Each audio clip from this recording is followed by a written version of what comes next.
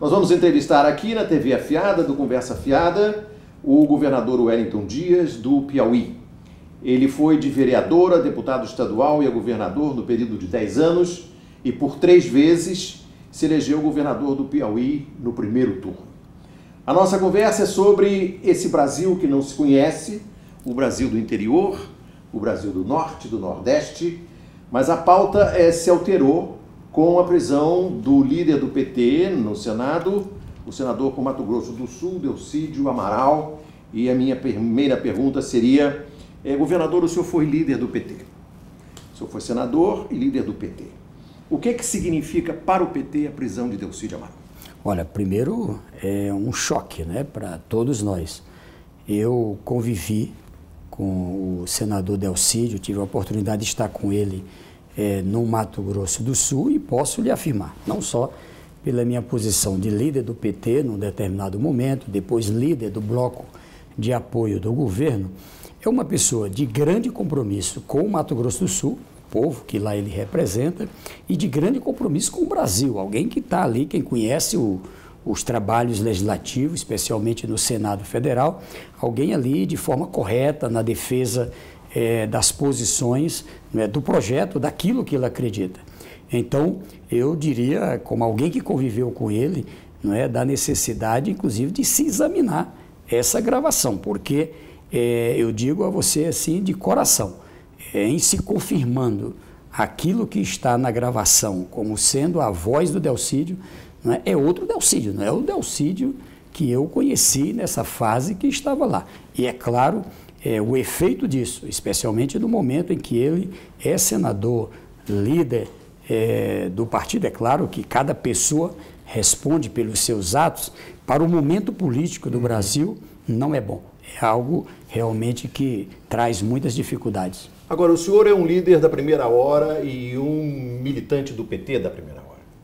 Eu pergunto, o senhor como petista, como se sente com esse fato, com o prosseguimento das atividades da Operação Lava Jato, com a prisão de um empresário que a imprensa identifica como o amigo do Lula? Ele não tem nome, ele é o amigo do Lula. Como é ser petista agora? O senhor acha que o PT, como dizem os jornalistas e os colunistas da chamada imprensa, dizem o PT vai acabar? Olha, primeiro, quem queira que o PT se acabe, isso nunca faltou. Eu sou da geração ali dos anos 80, o PT foi criado em 1980, e é um partido que nasceu, não é, com forças vivas da sociedade. De um lado, intelectuais, pessoas vindo da academia, do outro, movimentos sociais, alguns pequenos, alguns até médios e grandes empresários que ali sonhavam com um Brasil diferente. E veja, atravessamos muitas coisas. Eu sou do tempo em que era perigoso andar com uma estrela vermelha no peito ou uma bandeira do PT. Superamos muitas coisas, muitas coisas. Ninguém pode jogar por terra o que aconteceu com o Brasil, especialmente desde a fundação do partido, nos movimentos, a contribuição para a abertura democrática, a contribuição para as lutas diversas, enfim, e principalmente para a construção de um Brasil que pudesse olhar para todo o Brasil. Então, veja, o que acontece hoje, eu separo aqui, Paulo Henrique, em 2 aspectos. O primeiro, há um movimento que trabalha contra, eu diria, para a desmoralização dos partidos, todos eles. Me diga qual é o que hoje tem aprovação no Brasil. Nenhum, tá certo? Nenhum. Aliás, com tudo que acontece, normalmente as pesquisas ainda colocam o PT, não é, com, sei lá, 2 vezes mais do que o segundo colocado.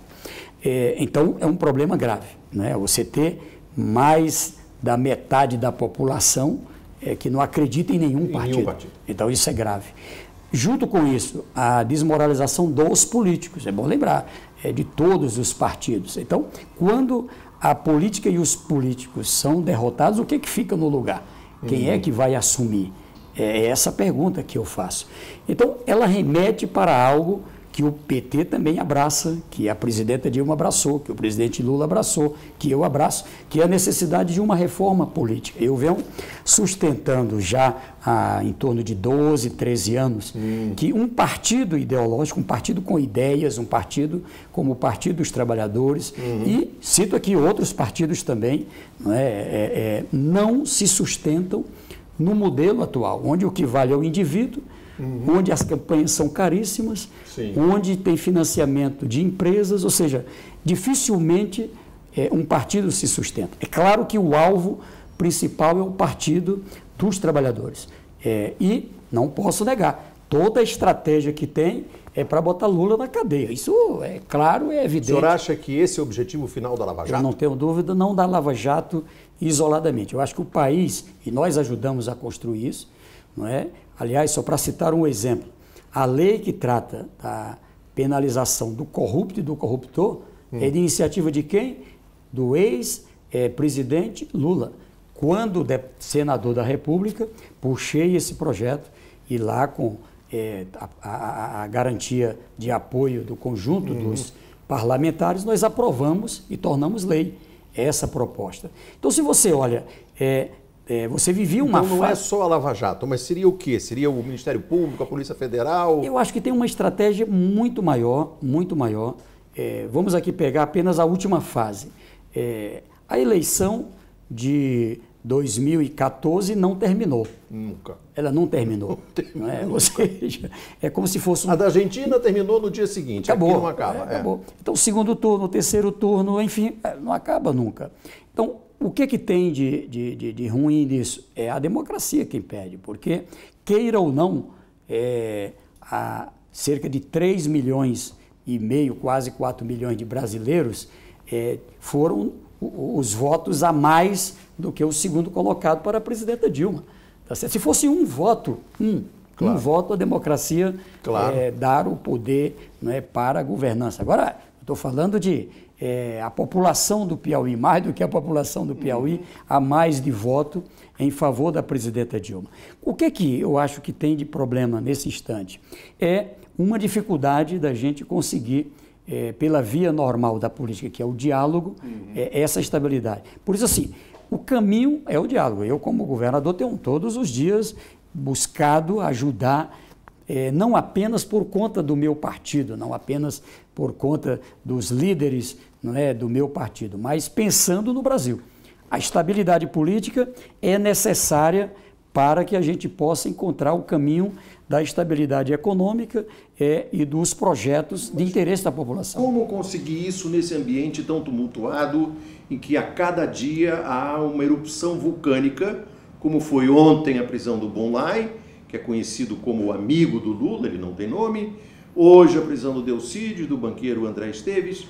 Como conseguir essa compatibilização que o senhor menciona entre organizar a economia e tocar o país para frente? Olha, esses dias eu vi algo que realmente me marcou muito. É uma matéria feita pelo jornalista Lauro Jardim, onde ali ele, de certa forma, pedia desculpas ao Brasil por uma matéria feita em relação ao filho do Lula. Não é? E ao Lula. Isso é algo que a gente precisa revelar no meio, não é, de tantas coisas que a gente enfrenta. Por que eu estou citando isso? Por uma razão simples. Eu conheço o presidente Lula, não é, já há bastante tempo. E te digo, é uma pessoa honesta, é uma pessoa que vive praticamente num padrão compatível com a renda dele, com a família dele, enfim. É uma pessoa que mais conhece o Brasil. Eu acho que não tem no Brasil alguém que não possa reconhecer a sua capacidade de articular, de liderar e de impulsionar o Brasil e do que fez com o Brasil positivamente, por mais raiva, ódio, enfim, que se tenha, mas olha o que era o Brasil, que era capaz de um produto interno bruto de 500 bilhões e ir para 1,5 trilhão num período tão curto, gerando emprego, renda, cuidando dos mais pobres, fazendo com que um estado como o Piauí, que era esquecido, pudesse vir para a pauta nacional. Então, por que eu lhe digo isso? Eu acho que a gente precisa vir para a pauta do Brasil. para a pauta do Brasil. Eu acho que o erro é ficarmos na pauta midiática, na pauta do dia a dia.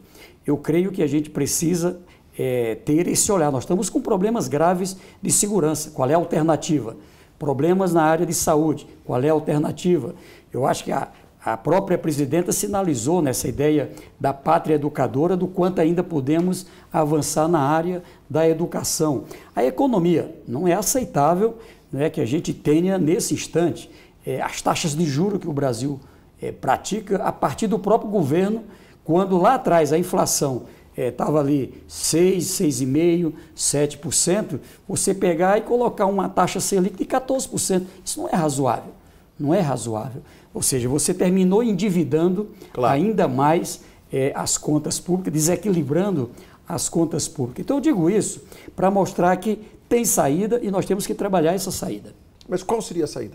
Em primeiro lugar, eu creio que tem um problema político que eu acho que foi dado um passo. Você pode não gostar, qualquer um pode não gostar, mas veja só, a presença de alguém como Jacques Wagner na Casa Civil. Fora não desse núcleo de disputa política, alguém que vem de um estado importante do Brasil, como a Bahia, com a experiência que ele tem. E como o senhor, um vencedor, que ele ganhou 3 eleições no primeiro turno. Como vencedor, como uma pessoa com muita habilidade, com uma boa relação. Eu estou citando o Jacques Wagner, eu poderia citar vários outros líderes, e ali a gente poder abrir um diálogo com o Congresso. Veja que o Congresso voltou a ter votações, a pauta dos vetos, a pauta da repatriação dos recursos, voltou a votar alguma coisa, apesar desse ambiente interno, principalmente da Câmara. Então, eu acredito que agora qual é o outro passo que tem que ser trabalhado junto? Nós temos que trabalhar o equilíbrio das contas públicas. E aí não tem solução só para a União, tem que pensar União, Estados e municípios. O que a gente tem discutido e eu defendo? Primeiro, se tem dificuldade, por exemplo, na proposta da CPMF, e já se sabia lá atrás que não era fácil. Mas o senhor é a favor? Sou a favor, e a favor por quê? Primeiro, é o imposto mais justo que tem. Segundo, de mais fácil arrecadação. Terceiro, que o Brasil precisa. Então, aqui é todo mundo que precisa desse equilíbrio fiscal. Ele é distribuído para estados e municípios e para a União. Então, ele, ao mesmo tempo, permite esse oxigênio. Ao mesmo tempo, se não é possível aprovar, qual era a ideia? A gente já defendia lá a repatriação, que foi aprovada agora, dos recursos, a CID e o IOF, como uma forma provisória, enquanto se votava a CPMF. Tá certo? Por quê? Porque à medida que isso acontece, equilibrou as contas públicas, você reduz a especulação e a partir daí você faz a redução da Selic. O que é que eu estou defendendo? Não é razoável que agora, quando o dólar começa a voltar para o patamar de normalidade, bolsas de valores, as coisas do mercado, como é que a gente não dá um sinal de redução da taxa Selic? O que justifica essa taxa elevada? Se a gente pega os 50 países mais desenvolvidos, as maiores economias, você não vai encontrar nenhum desses países em que a taxa de juro paga pelo governo, sinalizada pelo governo, seja superior a 2 pontos da inflação. Os Estados Unidos é zero. Quem comprar papel do Banco Central americano está congelado, está só segurando o seu valor pelo dólar. Tá certo? Ora, se isso é verdade, então eu acho que há necessidade da gente ter a redução da Selic. Selic elevada, grande arma seria que está nas mãos do governo, ou seja, do Banco Central, ou seria reduzir a Selic? É claro, é porque não há justificativa. Está claro que a inflação ela é estrutural, ela não é por demanda.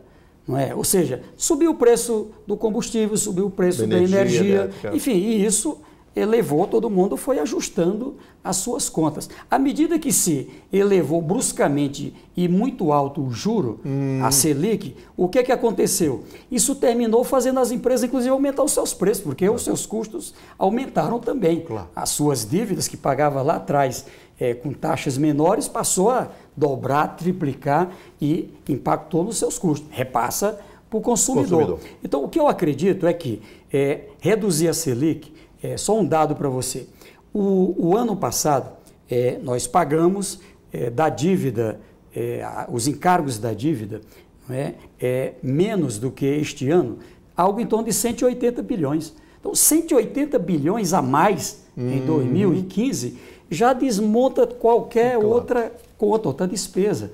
Não é? Ou seja, não é Selic, não é CPMF que vai resolver isso. Perfeito. Então, reduzir essa taxa, ele é fundamental. Do E outro o senhor lado, acha que a presidenta Dilma e o presidente do Banco Central, o Tombini, concordam com o senhor? bom, podem não concordar, mas eu vou continuar insistindo sempre que tiver oportunidade, porque tem que pensar no Brasil.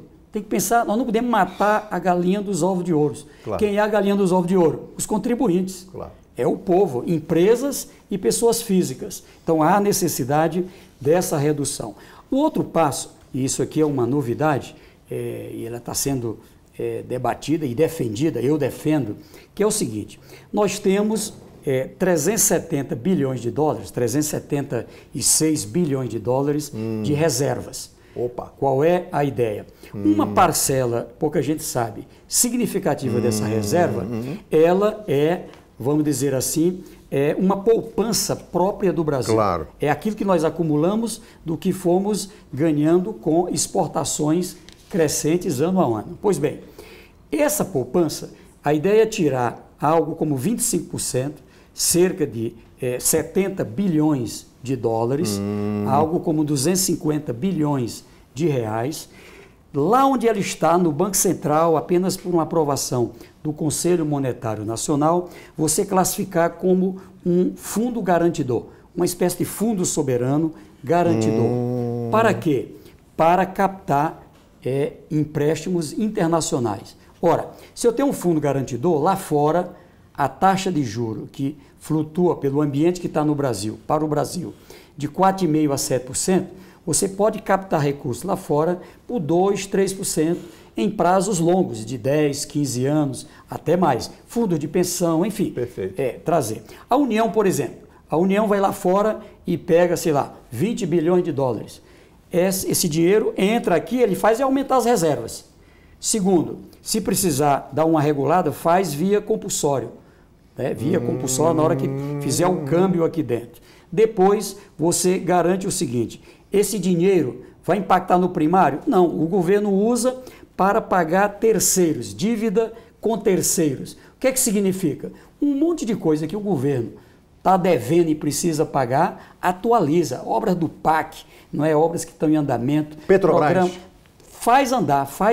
Está devendo para a Petrobras? Isso está lá no primário? Paga, ela reduz do primário. Entendi. Tá certo? Mas, além disso, poder, por exemplo, os estados que estão com dívidas com a União, poder tomar um empréstimo, paga a dívida com a União. Sim. Tá certo? Um privado poder fazer uma captação para investimentos na sua indústria, no seu programa. Ou seja, a gente tem que apresentar uma alternativa. O que é que eu digo? O melhor sinal de que nós estamos saindo da crise é o quê? Gerar emprego.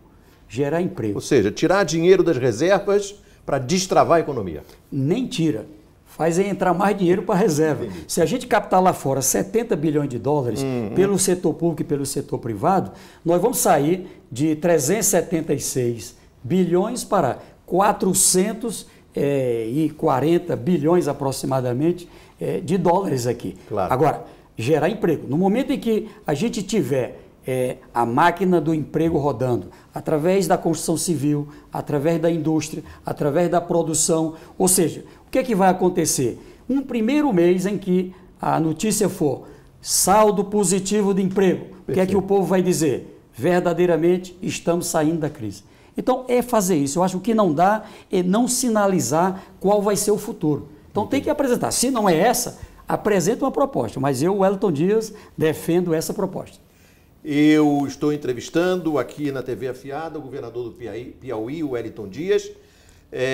Nós conversamos agora sobre os problemas do Brasil, os problemas políticos do PT, e a seguir vamos conversar sobre os problemas específicos do Piauí.